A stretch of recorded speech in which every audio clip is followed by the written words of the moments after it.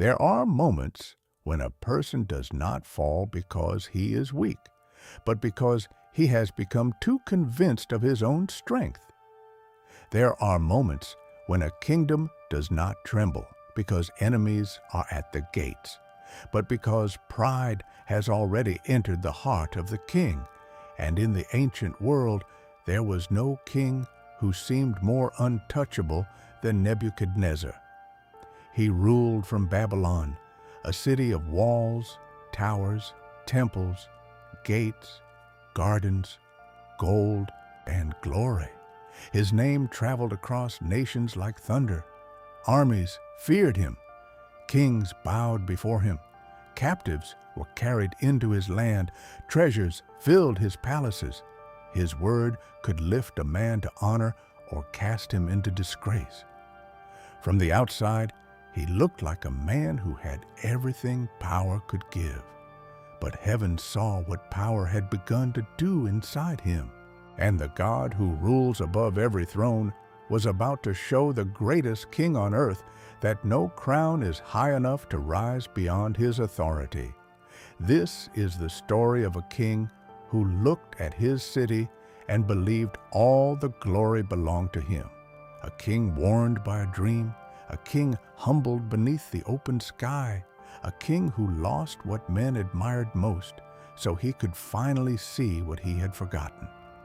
And before his throne was restored, before his reason returned, before his name was honored again in Babylon, Nebuchadnezzar would learn that the Most High rules over the kingdom of men and gives it to whom he will. Babylon rose like a vision from the dust of Mesopotamia. Along the river, beneath the wide and burning sky, the city stretched with a confidence that seemed almost impossible. Its walls stood broad and powerful. Its gates were built to impress the nations.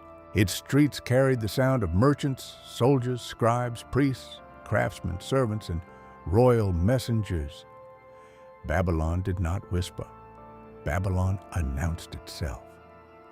In the morning, sunlight struck the baked bricks and turned them warm with color.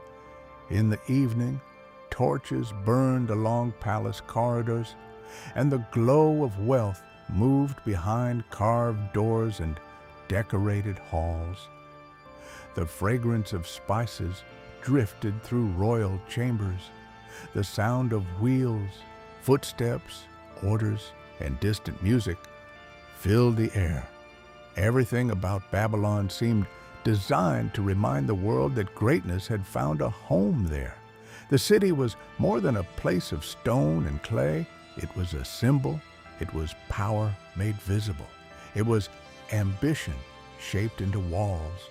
It was the dream of empire rising under the hands of men. Its towers looked toward the heavens.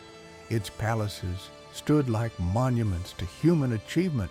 Its gardens, courts, and royal chambers reflected the wealth of conquered lands. Gold, bronze, carved wood, fine fabrics, and precious stones all seemed to gather around one throne. And at the center of that greatness sat Nebuchadnezzar. He was not merely a ruler in name. He had conquered, he had built, he had commanded armies, he had taken cities, he had expanded an empire.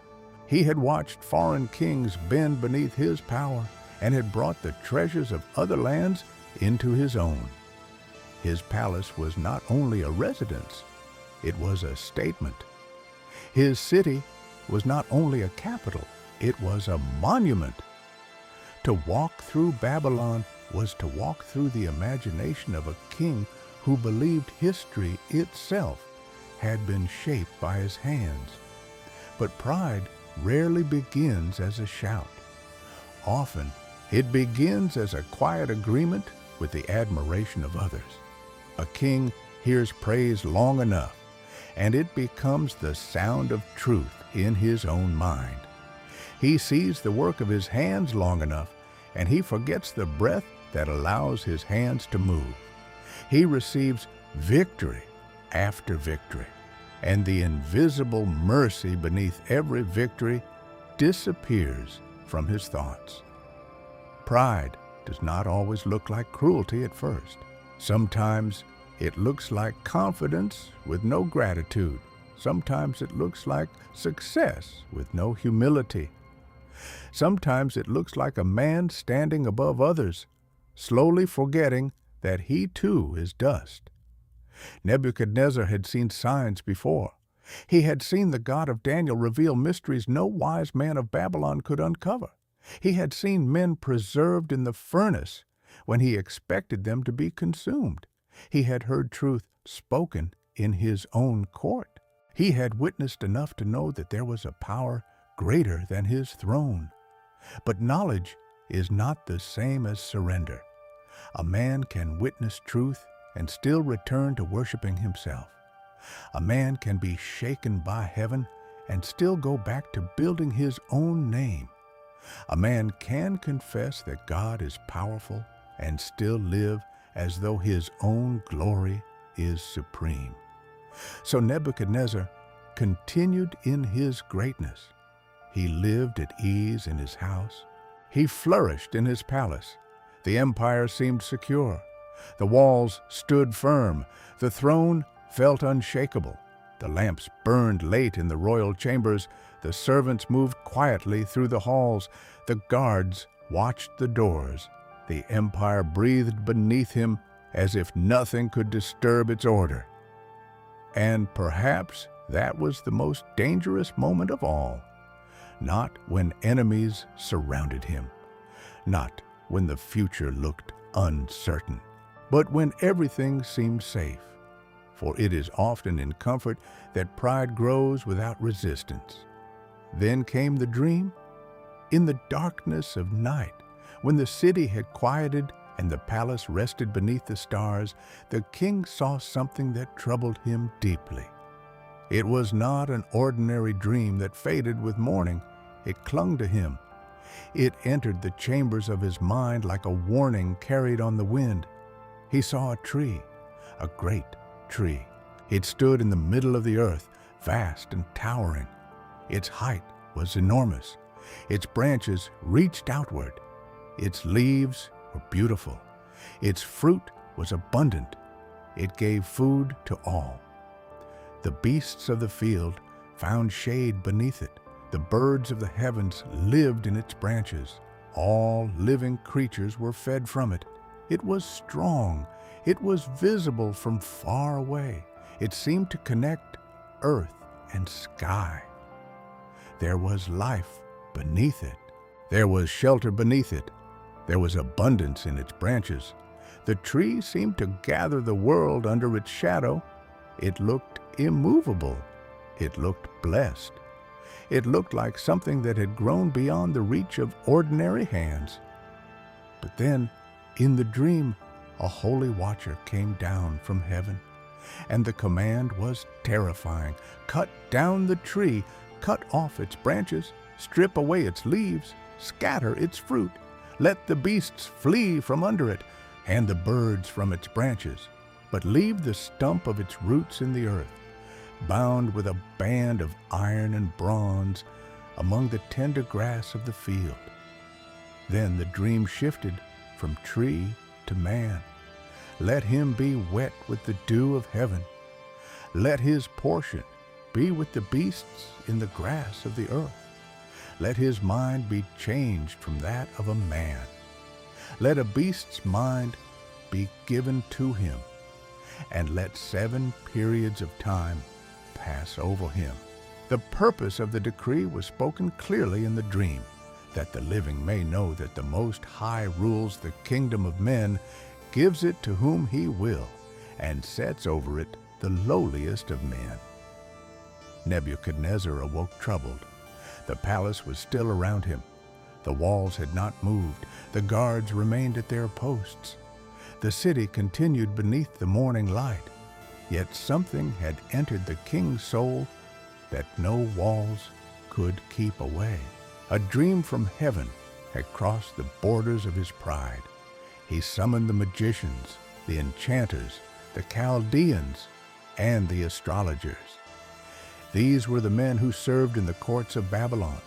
men trained in signs, symbols, omens, and interpretations. They stood before the king, surrounded by the weight of royal expectation. Nebuchadnezzar told them the dream. He described the tree. He described its height. He described its beauty. He described its fruit, its shade, its branches, its place in the middle of the earth. He described the watcher from heaven. He described the command to cut it down. And as the words left the king's mouth, the dream must have filled the room with a silence heavier than fear. But the wise men of Babylon could not make known its meaning. For all the wisdom of Babylon, for all the learning kept in its temples and courts, for all the confidence of those who claimed to read the hidden things, the dream remained beyond them. The empire had answers for politics. It had answers for war. It had answers for wealth. It had answers for administration, architecture, and conquest. But it had no answer for a warning sent from the living God. Then Daniel came before the king. Daniel, whose Babylonian name was Belteshazzar.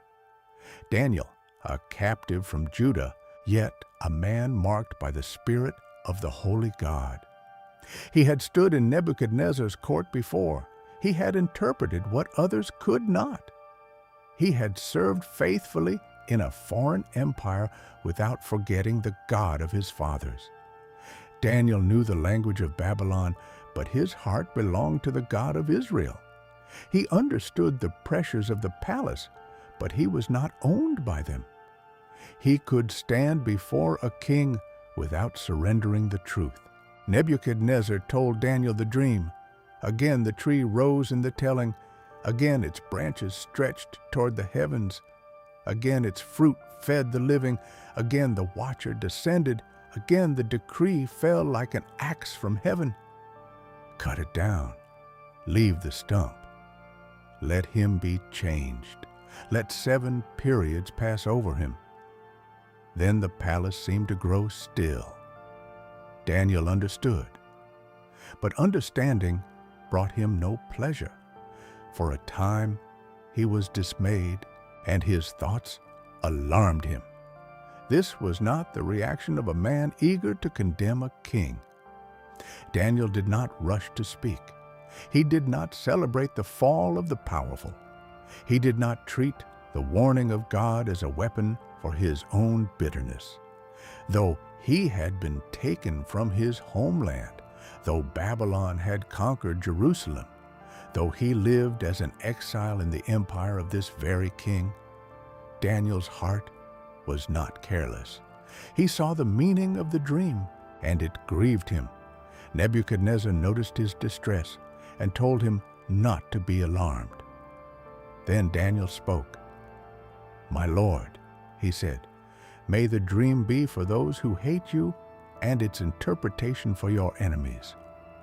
The tree that the king had seen, the tree that grew great and strong, whose top reached to heaven and was visible to the ends of the earth, whose leaves were beautiful and fruit abundant, giving food to all, sheltering the beasts and housing the birds, was the king himself. Nebuchadnezzar had grown great and strong. His greatness had increased and reached to heaven. His dominion stretched to the ends of the earth. The dream had shown his power as a towering tree, but the command from heaven had shown his judgment. Daniel told him that he would be driven from among men. His dwelling would be with the beasts of the field. He would be made to eat grass like an ox. He would be wet with the dew of heaven. 7 periods of time would pass over him until he knew that the Most High rules the kingdom of men and gives it to whom he will. Yet the stump was left. The roots were not destroyed. This meant that his kingdom would be confirmed for him from the time that he knew heaven rules. Judgment would come, but it would not be without mercy. Humiliation would fall, but not without purpose. The king would be brought low but not erased. The tree would be cut down, but the roots would remain. This is one of the great tensions of the story. The dream was severe, but it was not hopeless. The axe was real, but so was the stump. The fall would be painful, but it would not be final. The king's pride would be exposed, but his life would be preserved. God was not merely ending a reign, he was confronting a soul. Then Daniel gave the king counsel. It was not political counsel, it was not military counsel, it was not advice about strengthening walls or silencing enemies. It was a call to repentance. Break off your sins by practicing righteousness. Break off your iniquities by showing mercy to the oppressed. Perhaps there may be a lengthening of your prosperity. The warning was clear. The king had time. The dream was severe, but not silent. Heaven had spoken before judgment fell. Mercy had given Nebuchadnezzar space to humble himself. The future had been revealed not because God lacked power to act immediately, but because God was confronting the king before the fall. And this is one of the most sobering parts of the story. Nebuchadnezzar was not humbled without warning. He was not brought low without a call to turn. He was shown the danger ahead. He was told what pride would cost. He was urged to practice righteousness and mercy. A prophet stood before him and spoke truth inside the halls of empire. The king could have listened. He could have walked down from the height of his pride before he was driven down by judgment. He could have looked at the poor and oppressed beneath his rule and chosen mercy. He could have remembered that every brick of Babylon still stood under the authority of God. But warnings only help those willing to receive them. There are people who hear truth and are moved for a moment, but not changed. There are hearts that tremble briefly, then return to the same throne of self. Nebuchadnezzar had heard the dream. He had heard the interpretation. He had heard Daniel's plea. And then time passed. The palace continued. The city continued. The throne continued. The king still walked through halls of honor. Servants still bowed. Officials still waited for his commands. Babylon still shone beneath the sun. The empire still carried his name. Nothing seemed to have changed. And sometimes that is when warning begins to fade. When judgment does not fall immediately, pride begins to speak again. Perhaps the dream was not so urgent. Perhaps the danger has passed. Perhaps the king's greatness is stronger than the word spoken against it. Days became weeks. Weeks became months. Royal decisions continued. Messengers crossed the empire. Officials reported to the throne. The palace remained alive with movement. Food was brought to royal tables. Robes were prepared. Orders were written.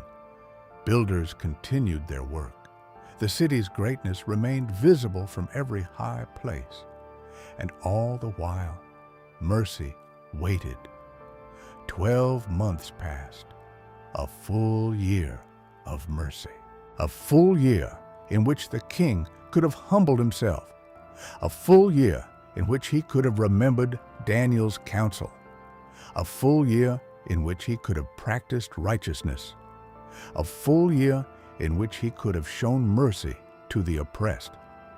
But pride is patient too. It waits for the right view, the right moment, the right height. One day, Nebuchadnezzar was walking on the roof of the royal palace of Babylon. From that high place, the city must have spread before him like a living monument. Walls and gates, towers and temples, streets and gardens, the river shining beneath the light. The works of laborers, builders, captives, craftsmen, and servants gathered into one overwhelming vision of imperial beauty. The air above the palace may have been warm and still. The sounds of the city may have risen beneath him like distant music. The movement of Babylon, its markets, its roads, its guards, its courts, its wealth, all of it unfolded below the king's eyes. From the roof, he did not see dependence, he saw achievement. He did not see mercy, he saw ownership. He did not see stewardship, he saw himself. And the words rose from his heart to his mouth. Is not this great Babylon, which I have built by my mighty power as a royal residence, and for the glory of my majesty? There it was, the hidden root made visible, my city, my power, my majesty. The king looked at Babylon and forgot heaven. He looked at glory and forgot the giver. He looked at the height of his kingdom and forgot that every throne stands only as long as God allows it to stand. As you listen to this story, consider this quietly. Where does pride most easily disguise itself in a human heart? Is it in success, control, recognition, intelligence, beauty, strength, influence, or the fear of being forgotten? Pride often grows when gratitude disappears, and sometimes the most dangerous words are not spoken loudly before a crowd, but silently within the soul. Nebuchadnezzar's words had not even finished when a voice fell from heaven. The judgment came suddenly. O King Nebuchadnezzar, to you it is spoken. The kingdom has departed from you. The dream had become reality. The warning had reached its end. The mercy of delay had been ignored. The voice continued. He would be driven from among men. His dwelling would be with the beasts of the field. He would be made to eat grass like an ox. 7 periods of time would pass over him until he knew that the Most High rules the kingdom of men and gives it to whom he will. Immediately the word was fulfilled. The king who had stood above Babylon was brought below the dignity he had taken for granted. The ruler who had spoken of his majesty lost the throne he thought secure. The man whose commands moved armies could no longer command even himself as before. He was driven from among men, away from the palace, away from the roof where he had boasted, away from the rooms of carved beauty and royal comfort, away from the tables, the robes, the music, the guarded doors, the polished floors, and the symbols of empire. The contrast is almost unbearable. One moment, a king stands above the city, clothed in power, surrounded by the achievements of his reign. Then he is brought low beneath the open sky. The dew of heaven rests on him. The fields replace the palace. The grass replaces the royal table. The silence of humiliation replaces the sound of praise. The Bible gives the picture simply and soberly. It does not invite us to mock him. It does not turn his suffering into entertainment. It shows the fall of a proud man with the weight of divine purpose. Nebuchadnezzar's hair grew long like eagle's feathers, and his nails like birds' claws. The image is strange and sorrowful. The king became a living testimony that human glory, when severed from humility, can collapse into helplessness. The mighty ruler of Babylon was still alive, but the majesty he had worshipped was gone. And perhaps that was the mercy hidden inside the judgment. For God did not remove Nebuchadnezzar to prove that the king was worthless. He removed the illusion that the king was ultimate. There is a difference. Humility is not learning that life has no value. Humility is learning that life is not its own source. Nebuchadnezzar had believed that Babylon proved his greatness. But outside the palace, beneath the dew, He was forced to confront the truth that a man without reason, without grace, without the sustaining hand of God, cannot keep even the dignity he assumes belongs to him naturally. His throne could wait. His kingdom could be preserved. His name could remain in the records of Babylon. But his heart had to be broken open. The city continued without him. Think of Babylon during those days. The palace still stood. Officials still moved through corridors. Guards still watched the gates. Merchants still entered the markets. Smoke still rose from homes and workshops. The river still moved through the land. The sun still struck the walls in the morning. The king who had believed the city existed for the glory of his majesty was no longer standing above it. And still, the world continued. This, too, is a humbling truth.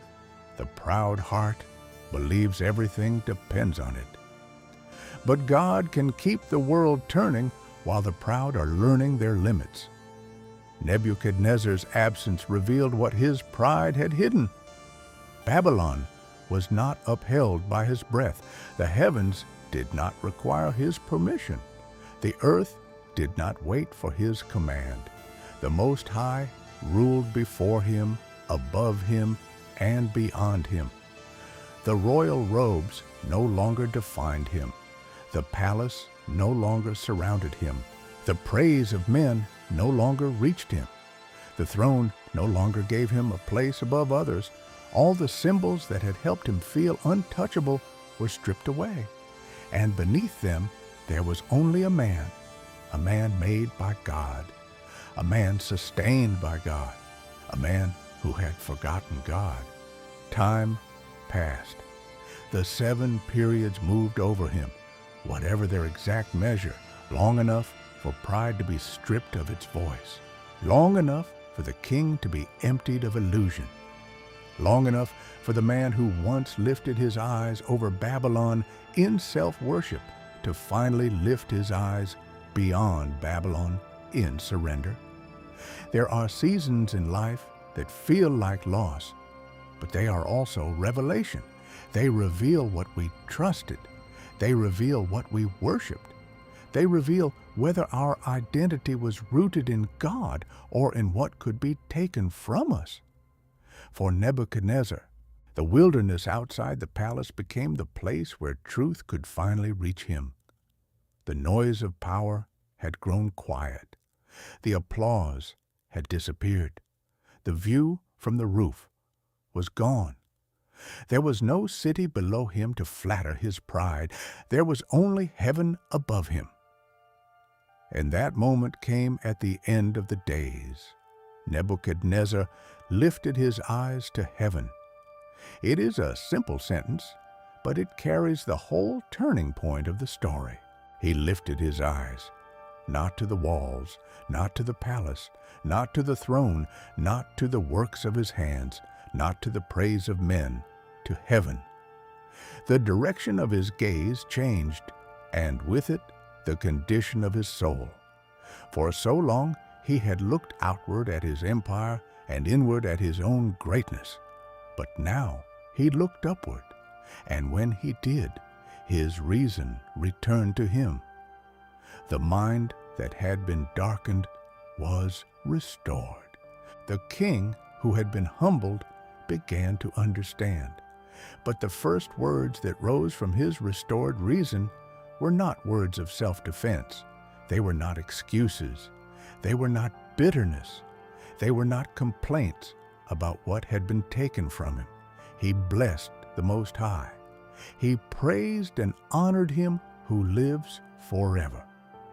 Nebuchadnezzar confessed that God's dominion is an everlasting dominion, and his kingdom endures from generation to generation.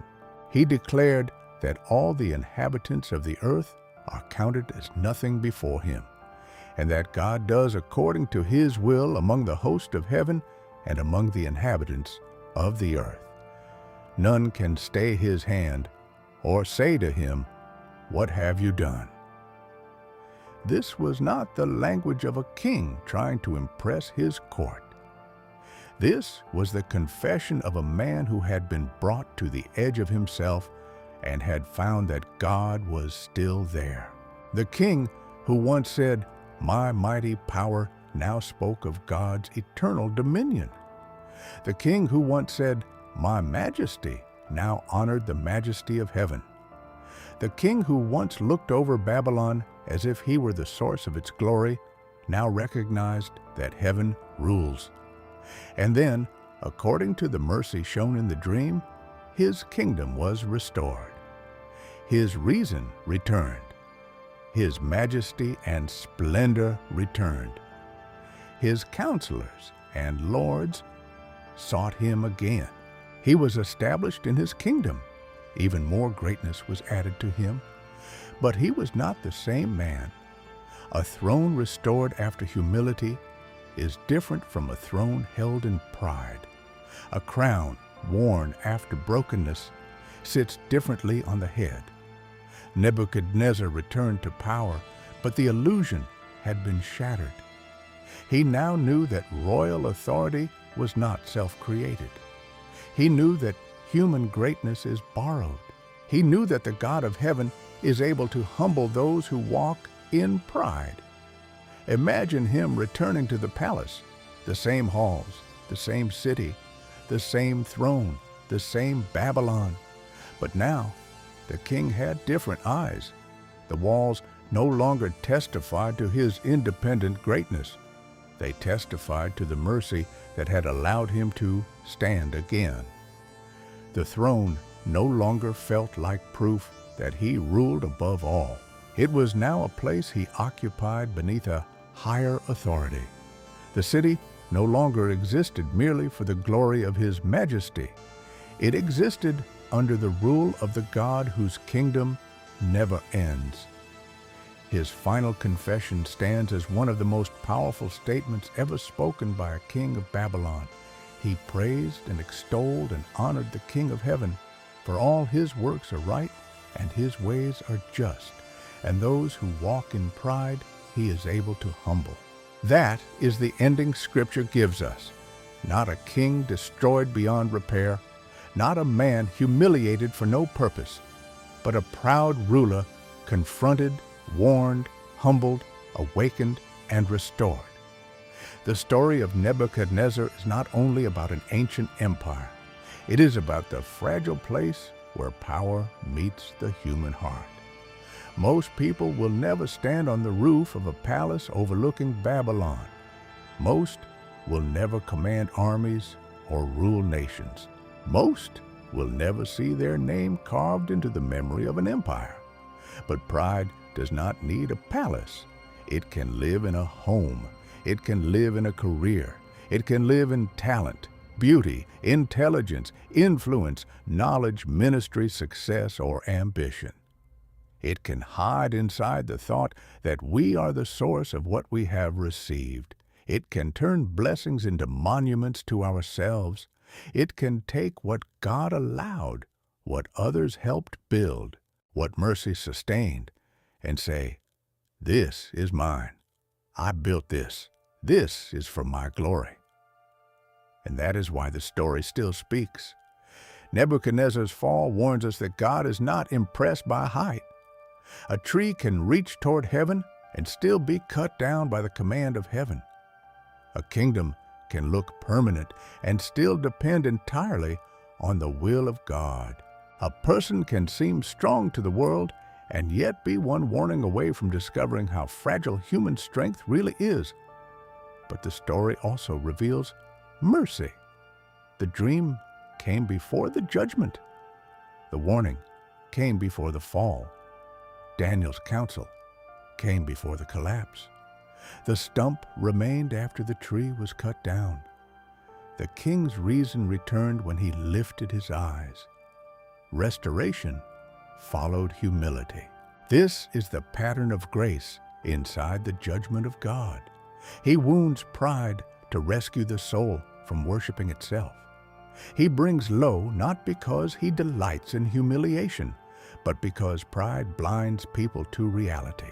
And sometimes the most severe mercy is the one that removes what we used to trust, so we can finally see the one who was holding us all along.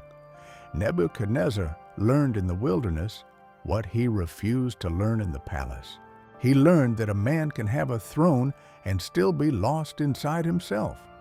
He learned that the praise of men cannot protect the soul from the judgment of God. He learned that the Most High does not compete with kings. He rules over them. And when the king lifted his eyes to heaven, he discovered the truth that had been standing above Babylon the whole time. God's kingdom does not depend on human monuments. God's authority does not rise and fall with empires. God's glory is not borrowed from the powerful. His dominion is everlasting. His ways are just. His works are right. And those who walk in pride, he is able to humble. As this story closes, it leaves each of us with a quiet question. Where has pride been growing unnoticed? Where have we mistaken mercy for personal greatness? Where have we looked at the work of our hands and forgotten the God who gave us breath? Nebuchadnezzar's life reminds us that humility is not weakness. Humility is sanity. It is seeing the world as it truly is. It is knowing that every gift has a giver, every kingdom has a judge, every breath is sustained, and every crown rests beneath a higher throne. If this story made you reflect on pride, humility, and the mercy of God, leave your thoughts in the comments. And if you want to continue walking through Scripture through cinematic stories like this, consider liking this video and subscribing to the channel. The king of Babylon once stood above his city and claimed the glory for himself. But in the end, his greatest moment was not the building of Babylon. It was not the wealth of his palace. It was not the fear of his enemies. It was not the reach of his empire. His greatest moment came when he finally looked up, when the proud king became a humbled man, when the ruler of Babylon confessed that heaven rules, and when the story of his fall became a testimony that no human glory is safe unless it bows before the glory of God.